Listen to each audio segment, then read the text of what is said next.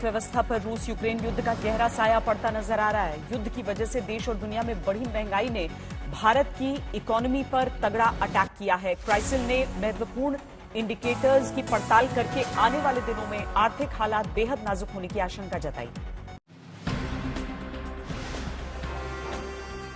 देश की आर्थिक रिकवरी बीते काफी समय से पटरी पर चल रही थी।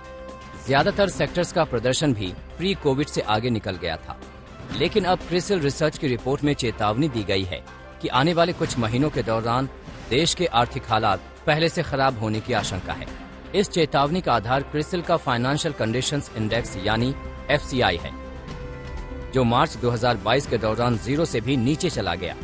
एजेंसी के मुताबिक इंडेक्स में ये गिरावट देश के वित्तीय हालात के कमजोर होने का संकेत दे रही है।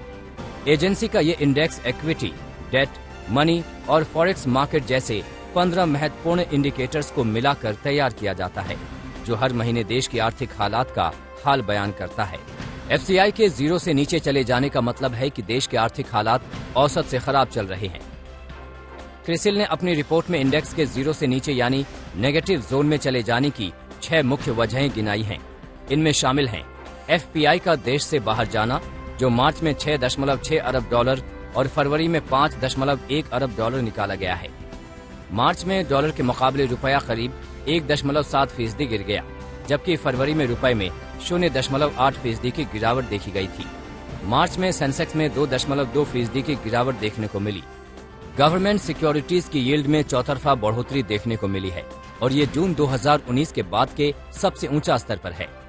सिस्टम में लिक्विडिटी अब भी ज्यादा है, लेकिन फरवरी के मुकाबले मार्च में इसमें कमी आई है। अतिरिक्त लिक्विडिटी में कमी आने से मनी मार्केट रेट धीरे धीरे बढ़ रहे हैं। क्रिसिल की रिपोर्ट के मुताबिक आर्थिक झटकों और घरेलू अर्थव्यवस्था की कमजोरी मिलकर आने वाले दिनों में देश के वित्तीय हालात को और भी चुनौतीपूर्ण बना सकते हैं। इससे GDP से लेकर महंगाई तक हर किसी पर असर होगा। इस सब के असर से आने वाली कुछ पॉलिसियों में RBI ब्याज दरों को 50 से 75 बेसिस पॉइंट्स तक बढ़ा सकती है, जिससे कर्ज भी तेजी से महंगा हो सकता है। आज तक ब्यूरो।